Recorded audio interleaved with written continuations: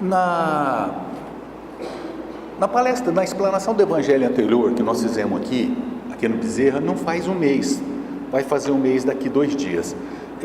Nós fizemos uma explanação do capítulo 12 do Evangelho segundo o Espiritismo, que é amai vossos inimigos. Nós fizemos os itens: retribuir o mal com o bem, os inimigos desencarnados, se alguém vos bater na face direita, apresentar-lhe também a outra. E hoje nós vamos fechar esse capítulo falando sobre as instruções dos espíritos. Nós temos a vingança, o ódio e o duelo. Para quem está vindo a primeira vez, ou para aquelas pessoas que não sabem como é a disposição das obras básicas da doutrina espírita, ela amanhã, coincidentemente, entre aspas, o Livro dos Espíritos, que é o primeiro livro da codificação, vai fazer 160 anos. Dia 18 de abril de 1857 foi o seu lançamento. E a doutrina espírita, ela é baseada em 5 obras base, em 5 obras, que é a base, que é o Livro dos Espíritos, 1857, o Livro dos Médiuns, 1861, o livro Evangelho segundo o Espiritismo, 1864, Céu e Inferno, 1865, e a Gênese, 1868. Desse livro, que amanhã comemora 160 anos, saem as outras 4 obras da doutrina. Por exemplo, da parte primeira, que é as causas primárias, nós temos o livro A Gênese, parte dela. Na parte segunda, que é o Mundo dos Espíritos, ou Mundo Espírita, nós temos o Livro dos Médiuns. Na parte terceira, as leis morais, nós temos o Evangelho segundo o Espiritismo, e na parte quarta nós temos o Céu e o Inferno. E a Gênese, ela faz parte de uma destas partes. E a terceira obra, que é essa obra, o Evangelho segundo o Espiritismo, é como que pode-se dizer, é a parte religiosa, moral da doutrina espírita. A doutrina espírita, ela tem um tríplice aspecto. Ela é filosofia, que foi lançado com o Livro dos Espíritos. Ela é ciência, com o Livro dos Médiuns. Por quê? Ciência porque ela comprova a existência de um mundo que ela já era, vamos dizer, existente de todo o tempo, que faz parte da lei da natureza, que é o mundo espiritual. Então a ciência espírita, ela vem, comprova a existência desse mundo, e ela como que esclarece como entrar em contato com esse mundo, essa ciência. E como ela é uma filosofia e uma ciência, ela tem os efeitos morais. Quais são os efeitos morais? Os efeitos morais é que faz com que a gente se modifique, com que a gente passe a ser um pouco melhor do que nós somos, tomando novas atitudes, mudando o foco dos nossos desejos, ou seja, nos melhorando moralmente. Então, como ela faz essa modificação moral, a gente diz que é uma religião. Então, é o aspecto religioso da doutrina espírita, que é ciência, filosofia e ciência de efeitos morais, que a gente fala religião. E a doutrina espírita, o Evangelho, que é essa parte da parte moral, das leis morais, ela é tirada. O Evangelho, ele é dividido de uma forma metódica, correta, certinha, por Kardec e pelos espíritos. Porque a doutrina espírita, ela não é de nenhum homem, ela não se assenta na cabeça de nenhum homem, mas na cabeça dos espíritos. Então, os espíritos é que trouxeram essa doutrina. Kardec a organizou, a codificou e a ordenou, e nos passou, através do seu bom senso, que ele era chamado de bom senso encarnado. E no Evangelho segundo o Espiritismo, ele pega as passagens evangélicas, pega algumas passagens do Novo Testamento, porque o Novo Testamento não se resume só aos evangelhos. Sim, as cartas de Paulo, de Tiago, de Pedro. Então ele pega algumas passagens do Novo Testamento, Tiago, Mateus, Lucas e João, pega algumas partes das epístolas de Paulo e pega também alguma coisa da Apocalipse de João. Então, ele pega algumas dessas passagens e ele põe numa ordem lógica, não numa ordem cronológica, de assuntos. E sobre esse assunto, ele vai primeiro, coloca essas passagens evangélicas, depois ele faz os comentários, ele tece seus comentários, as suas elucubrações, as suas conclusões, nos explicando, obviamente que intuído pela espiritualidade, sob o comando de Jesus, essa doutrina dos Espíritos. E essa primeira, as passagens evangélicas, os comentários de Allan Kardec, e aí ele pega instruções, mensagens de Espíritos, que são as instruções dos Espíritos.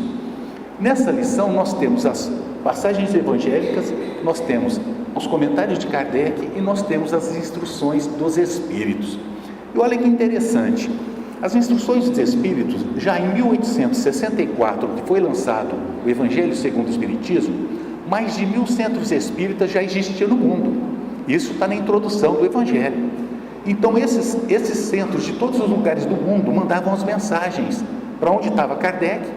Ele pegava, conferia por assunto, via qual era racional ou não, qual conferia com a outra, e com o assunto que ele ia colocar, e ele colocava nas instruções dos Espíritos. E nessa relação aqui, nesse capítulo que fala sobre os inimigos, nessa segunda parte das instruções, ele fala sobre a vingança, ele fala sobre o ódio, e ele fala sobre o duelo. Muitas pessoas acham que a doutrina espírita tem que ser como que atualizada. Não acreditem nisso, porque ela é atualíssima. Aí nós nos perguntamos, poxa vida, mas duelo? Sim. Nós não duelamos todo dia com as pessoas no nosso trabalho, com as pessoas na nossa casa? Nós não estamos vendo duelos de nações? Ora, qual a diferença de 160 anos atrás e hoje? Então é atualíssima as lições do Evangelho segundo o Espiritismo e da doutrina espírita. Mas, nos atendo à lição do dia, hoje nós vamos fazer uma homenagem ao Casagrande, declamar uma música. Nós vamos declamar uma música. Essa música é do Lupicínio Rodrigues, e essa música é mais velha que eu. Eu tenho 61, vou fazer 62. E ela chama Vingança. E ele diz assim: eu gostei tanto quando me contaram que lhe encontraram chorando e bebendo na mesa de um bar, e quando os amigos do peito por mim perguntaram, um soluço cortou sua voz, não lhe deixou falar.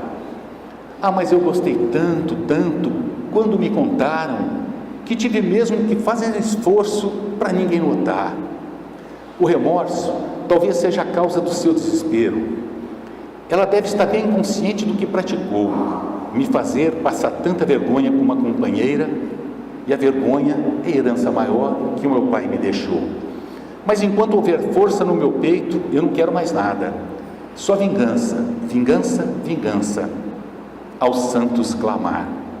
Você há de rolar como as pedras que rolam na estrada, sem ter nunca um cantinho de seu para poder descansar. Olha só, por incrível que pareça, paradoxalmente, embora esse sentimento de vingança seja um sentimento vil e baixo, em razão da nossa inferioridade, a música é linda, a melodia, a poesia, os versos. A gente vê, e naquela época, a boemia, os boêmios, aqueles bares, Avenida São João, São Paulo, Rio de Janeiro, os cafés. Então a gente vê que é uma época romântica, é uma época que, embora eu não tenha muito feito parte dessa época, eu passei por um período, mais ou menos já no final dessas boemias, e é muito bonito a gente ver essa letra. Mas o que a gente vê nessa letra?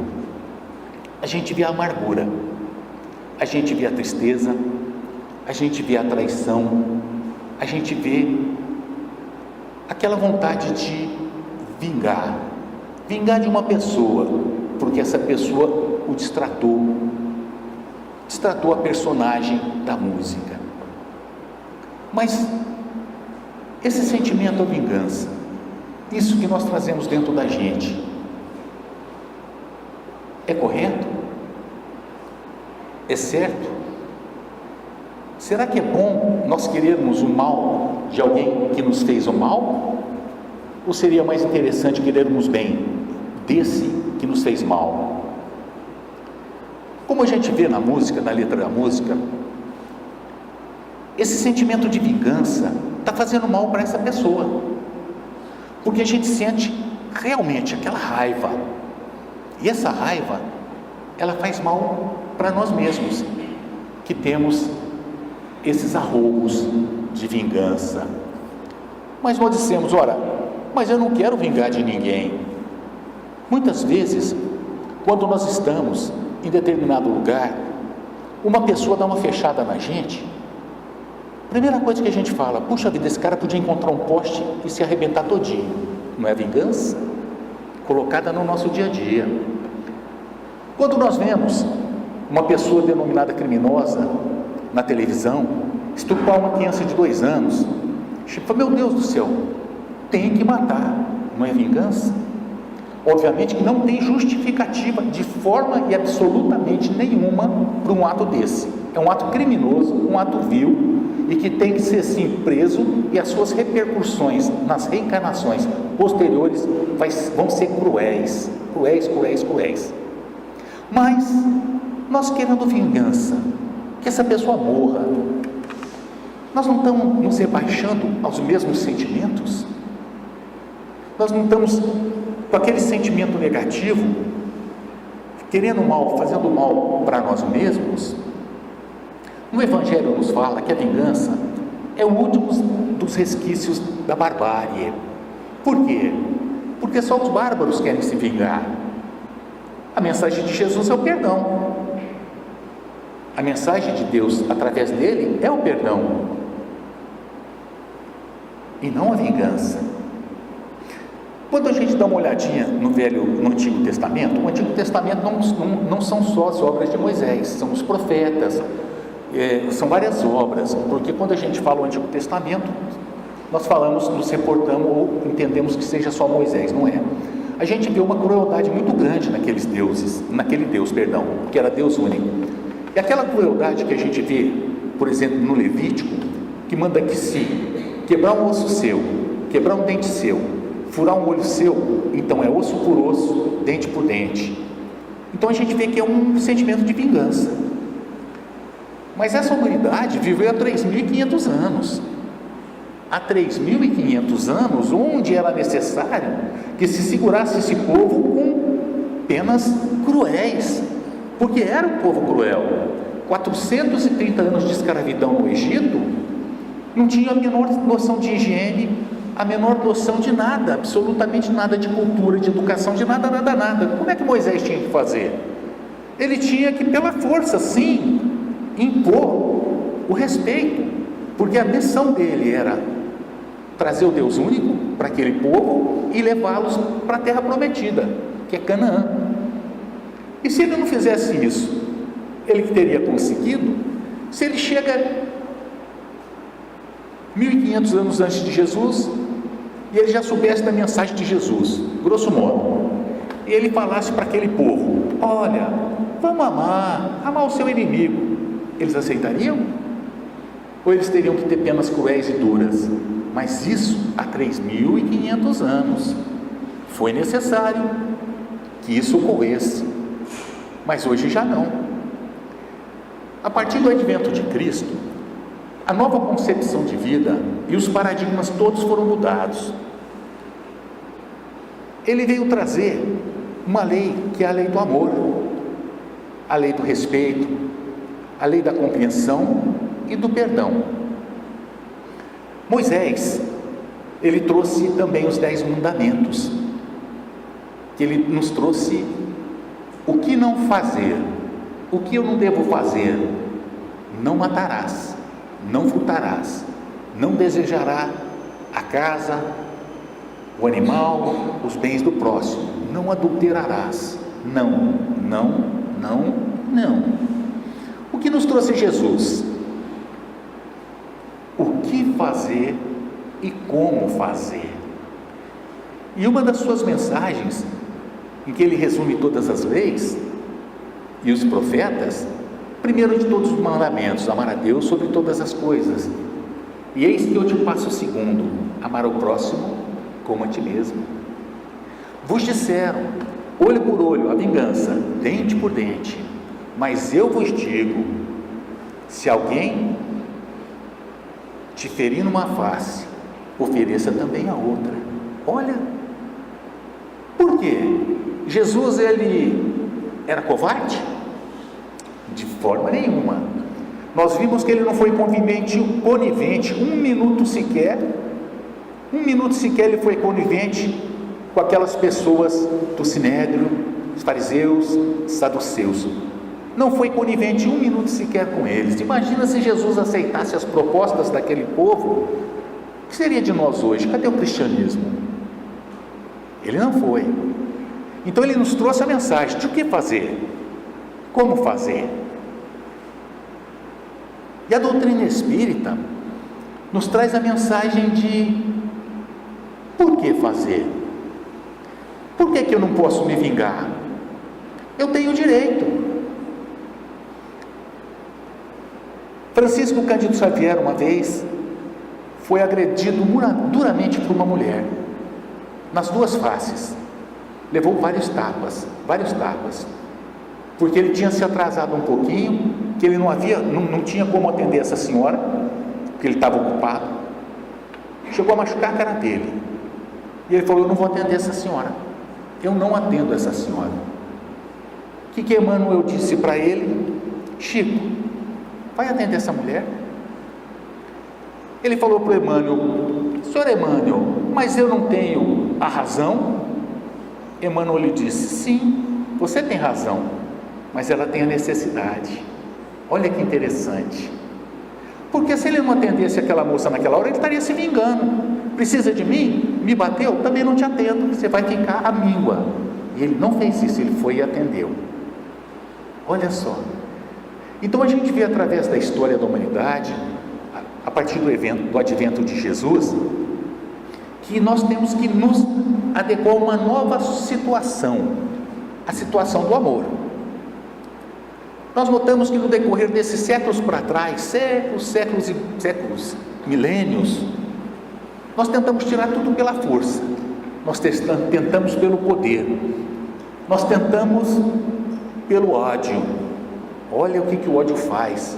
Olha a Síria, olha o Afeganistão, olha a África, tribos matando tribos, alimentos que são enviados pela humanidade não chegam lá porque são desviados, grandes nações deixando de ajudar porque sabem que os seus recursos não vão chegar. Olha só, é hoje isso está acontecendo. Então a mensagem de Jesus é para que a gente consiga acabar com tudo isso, para que a gente consiga fazer com que tudo isso se modifique, embora esteja acontecendo, que nada mais é do que esse sentimento negativo que nos torna bárbaros e animais. Mas da vingança, por que nós queremos nos vingar? Porque a vingança é a filha do orgulho, é a filha do egoísmo. Pelo orgulho ferido, às vezes, por nós acharmos que nós fomos lesados na nossa consciência e nos nossos direitos, orgulhosamente nós não aceitamos isso. Então nós queremos revidar sim, eu tenho a força, eu tenho o poder, ou mesmo que eu não tenha. Diz o Evangelho, quando não se vinga às claras, porque não é o mais forte, se vinga às escuras, por trás, vai fomentando a mentira, a maledicência para todas as pessoas à sua volta, e quando aquela outra pessoa chega, estranha porque é tratado friamente. Diz o Evangelho, essa vingança é muito pior daquela que chega face a face e se vinga. Filha do orgulho, porque com o nosso orgulho ferido nós não aceitamos um maltrato. Filha do egoísmo, por que egoísmo? O ego é errado? Ego não, o ego somos nós. Isso que eu estou mostrando para vocês agora, falando aqui de cima, primeiramente eu estou sendo intuído, não está saindo de mim. Eu só montei e coloquei dentro da minha cabeça os elementos e a espiritualidade está trabalhando. Isso chama mediunidade intuitiva. Então eu estou falando o que eles estão me passando intuitivamente. Então, primeiramente, o egoísmo. Então o ego sou eu falando para vocês aqui. E nós, quem for vidente, está vendo também aqui os mentores me intuindo. Isso que vocês estão vendo, é o ego. É como eu me manifesto na sociedade, perante a todos. Obviamente que esse ego tem as suas máscaras, que na sociedade eu escondo. Mas o dia que bater o que eu sou por dentro com o que eu sou por fora, aí eu vou chegar ao self. Ou seja, vou começar a entender e a crescer. Mas o egoísmo não é o ego. O egoísmo é aquilo que já não é normal. É querermos tudo para nós, acharmos que nós temos direito sobre tudo e que tudo que tem que ser feito é para nós. Então, a primeira contrariedade, no diz o Evangelho segundo o Espiritismo, a gente mostra realmente o que nós somos. É o egoísmo. Então, egoísmo e orgulho são os pais da vingança. Mas a vingança, ela começa de um pequeno sentimentozinho. Esse sentimento ainda chega no ódio. Ela começa de uma mágoa. Essa mágoa nós vamos alimentando. André Luiz diz que é o monoideísmo e disse também ideia fixa. Uma pessoa me causa um mal, alguma coisa me faz mal, e eu começo a alimentar isso que foi feito a mim. A todo momento eu penso naquilo, a todo momento eu acho que aquilo foi errado, e eu alimento essa mágoa. Aí eu começo a digladiar com a pessoa que eu estou com raiva, mentalmente. E quem quiser saber como é o que acontece quando nós estamos digladiando mentalmente com alguém, leiam nos Domínios da Mediunidade de André Luiz. Aí mostra lá quanto nós estamos nessa guerra mental. Então aí a gente começa a alimentar aquela mágoa, aquela mágoa vai crescendo até o ressentimento, torna-se um ressentimento que já é um pouco mais recrudescente, mais forte, e a gente continua alimentando. Nós não conseguimos nos livrar desse pensamento, que aí passa-se também a ser uma obsessão, o que foi falado na explanação anterior. Além do nosso pensamento, os nossos pensamentos são potencializados e alimentados por aqueles afins que pensam da mesma forma e que são inimigos daquela pessoa que nós queremos ferir, e vai potencializando esse ressentimento. Aí esse ressentimento passa a se tornar raiva. Quando chega na raiva, nós muitas vezes não nos dominamos, chutamos os animais, não respeitamos a natureza, a matéria, as pessoas que estão à nossa volta, porque na nossa casa é o nosso reino, e é lá que eu mostro verdadeiramente o que eu sou. E quando eu me sinto ferido, ofendido, magoado, e não tenho coragem suficiente para chegar para aquela pessoa e falar tudo aquilo que eu sinto, eu descarrego na minha casa. Esposa, filhos, pais, mães, irmãos, companheiros, amigos no círculo de amizade. E essa raiva, ela vai se expandindo, aí ela se torna um ódio muitas vezes mortal. E no momento de ódio, pode acontecer determinadas coisas que nós nos arrependeremos amargamente por toda essa nossa vida e por muito mais outras vidas lá para frente. Nós lemos nos noticiários todos os dias, pessoas que matam pessoas e que agridem pessoas no momento de ódio, de raiva, de rancor, nas suas casas. Nós temos a Lei Maria da Penha, e por essa Lei Maria da Penha a gente nota a quantidade exorbitante de fatos que acontecem de agressão por causa do ódio.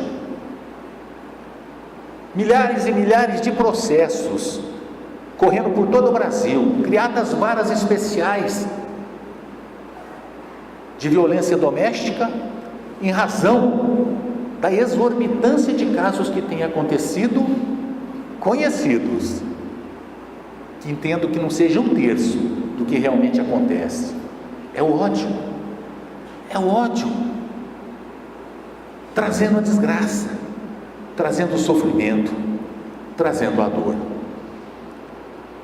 Mas esse ódio, quando tão grande, se a pessoa que é o objeto do nosso ódio não se sintoniza com a gente, ela não vai receber um centiozinho daquela carga negativa, porque ela está em outra faixa vibratória. Olha a importância do nosso pensamento. O que é o pensamento? É força viva. Faixas vibratórias seriam como faixas de rádio. Hoje, rádios digitais é aquele númerozinho, 87, 96, 106, 104. E quem está vibrando com muito ódio contra uma pessoa, por exemplo, ele está na faixa 90. Nós, em razão às vezes de ódio contra essa pessoa, nós começamos a vibrar na mesma faixa, 90. O que acontece? Nós recebemos aquela mensagem negativa, emitimos a essa pessoa a mesma mensagem e vira uma verdadeira guerra, que faz mal para os dois, principalmente para quem remete esse ódio, porque como o efeito bumerangue, ele volta para a pessoa, e aquilo faz mal para quem? Todos nós, adultos, temos nossos momentos de desequilíbrio, e quando nós chegamos num desses momentos, nós sentimos um reflexo negativo no nosso organismo físico, dor de estômago, a gente começa a rotar, a gente começa a suar, a mão gela, a gente passa mal. Agora imagina essa onda alimentada todo dia, o que pode nos causar? Será que muitas vezes a origem do nosso câncer não foi numa pequena magoazinha que virou ódio, e disso virou uma úlcera, uma gastrite, uma úlcera e um câncer?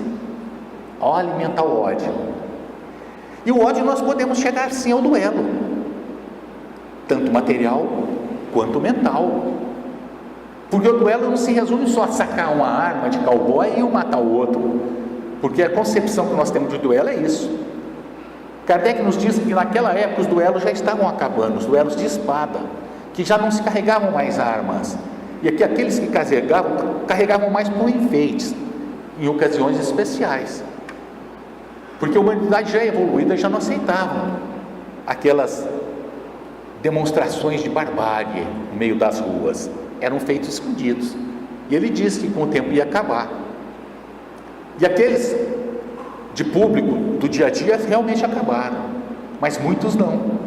Nós vemos as quadrilhas contra quadrilhas, bandidos contra bandidos, nações contra nações. Olha que interessante e que triste, religiões contra religiões. Que coisa mais absurda, religiões contra religiões. Pessoas de uma religião que não tolera a outra, que se chama intolerância, fanatismo. Os senhores acham que o Alcorão, que foi trazido por Maomé, é para que essas pessoas fanatizadas explodissem o seu próximo? De forma nenhuma. Isso é a interpretação errônea. Duelo de religiões, uma querendo ser mais que a outra, uma querendo crescer mais que a outra. E nós da doutrina espírita temos que tirar isso como lição e procurar não cair nessa mesma faixa vibratória. Se as pessoas não gostam de nós espíritas, o problema é delas. Mas e se nós não gostamos dos outros religiosos, de outros rótulos? Aí já é o problema nosso. Podemos nos tornar fanatizados e a partir disso duelarmos com os nossos irmãos. E isso acontece na nossa casa todo dia quando a gente entra numa discussão. Não é um duelo verbal, mas atrás do verbo vem o influxo mental, aquela carga negativa que nos faz mal e faz para aquela pessoa. Qual a fórmula para sair disso? Não sintonizar, não entrar na faixa 90. Se a pessoa está na faixa 90, nós vamos para 110. Nós não recebemos. Porque raramente os aviões se cruzam e se batem, embora aconteça. Porque lá, no alto, São feitas vias aéreas em que cada um tem que andar em determinado lugar, por isso que não bate. A mesma forma, se nós não sintonizarmos com aquele que nos arremete esse ódio, nós não vamos sintonizar com o mal. Esse mal não vai nos fazer mal. Por quê? Porque nós não aceitamos. Porque o mal, o ódio e esse sentimento negativo é um presente. É um presente que alguém quer te dar. Chega com uma caixa e fala: Ademar, eu quero te dar um presente, seu safado. Está cheio de ódio. É uma pessoa destilando ódio em mim. Eu falo: não, muito obrigado, eu não quero o seu ódio. Pode ficar com esse presente para você. Então quem que recebe o presente? Somos nós. Ah, mas o cara é um maldito. Sim, mas quem que recebeu? Quem esticou as mãos para receber esse presente que é o ódio? Nós. Aí nós partimos para o duelo. Mas qual a solução? Qual o remédio? O remédio? Não de Moisés. O que e como fazer? De Jesus. E por que fazer? Espiritismo. Qual o remédio? Jesus. O Evangelho de Jesus no nosso dia a dia. O Evangelho de Jesus na nossa vida. O Evangelho de Jesus na nossa vivência diária, principalmente dentro do nosso lar, sabendo perdoar aquelas pessoas que estão conosco. Isso da doutrina espírita. Por quê? Porque ela nos explica por quê. Por que eu tenho que tolerar aquela pessoa e não posso me vingar dela? Por que eu não posso ter um ódio dela? Por que eu não posso parar no trânsito, no meio da rua, e dar um tiro na cara do safado que me fechou? Isso acontece todo dia. A gente vê nos noticiários. Não está tão longe, não. Então a gente vê que quando a gente colocar esse Evangelho no nosso dia a dia, explicado pela doutrina espírita, dos porquês, por que eu não posso dar um tiro nessa pessoa? Porque a doutrina espírita nos explica que tudo aquilo que eu fizer vai ter um retorno. Eu tenho livre-arbítrio de fazer o que eu quiser na minha vida. Posso lesar as pessoas, posso não pagar imposto de renda, posso esconder os aluguéis que eu recebo, posso fazer um monte de coisa que eu acho que está escondido. Na contabilidade de Deus está tudo escritinho lá, e na nossa consciência. Então na próxima, eu peço pelo amor de Deus, eu quero ressarcir tudo aquilo que eu tirei. A doutrina espírita nos explica isso, nos mostra o porquê. Por que viver o Evangelho de Jesus? Porque para nós é mais saudável. E outra, fatalmente nos explica a doutrina que nós vamos chegar à perfeição. Não tem quem vai escapar desse final, ser perfeito. Todos nós aqui presentes vamos ser Jesus ainda. Obviamente não a individualidade de Jesus, mas o que ele representa, porque é o final de todos nós. Olha a doutrina espírita nos explicando por quê. Por que então eu devo dar a face para não alimentar o ódio? Porque quando nós fazemos o revide, automaticamente nós estamos mexendo com mecanismos que sabe Deus a que ponto pode chegar. Por quê? Porque eu sou responsável pelos meus atos. Ah, mas agora eu não vou pagar nada mesmo, eu estou com 90 anos, ixi, não aconteceu nada na minha vida. Meu irmão, a doutrina espírita nos explica por que nós temos a reencarnação. Mas hoje eu sofro desesperadamente, eu não fiz nada para ninguém. Ela também nos explica o porquê da justiça das aflições, das causas anteriores e atuais das nossas aflições. Olha só a sabedoria de Deus. Não de Moisés, não matarás. O que Jesus disse? Amai. O que a doutrina nos explica? Por que amar? Então o remédio é o Evangelho de Jesus. Por quê? Porque a doutrina nos explica que só seremos felizes se seguirmos o Evangelho de Jesus, que é o remédio. O que ele nos disse? Ninguém irá ao meu Pai a não ser por mim. Eu sou o caminho, a verdade e a vida. Qual caminho? O caminho correto a seguir. Qual a verdade? É aquela que não vai nos mostrar a nossa realidade, que nós somos espíritos imortais, nós fomos criados simples e ignorantes, em trânsito, através das reencarnações e das desencarnações. Reencarnações, desencarnações. E em razão dessa lei da natureza, que não é uma lei, nem é um fato trazido pela doutrina espírita, explica o nosso sofrimento e a nossa dor. Por que eu tenho uma deficiência física hoje? Eu não fiz nada para merecer nessa vida, mas em algum lugar do passado se encontra. Mas eu não fiz nada nesse meu passado recente, mas existe um passado remoto, porque senão Deus não seria justo. Porque Ele é injusto comigo, amputando ambas as pernas e perdendo quase o braço em um acidente.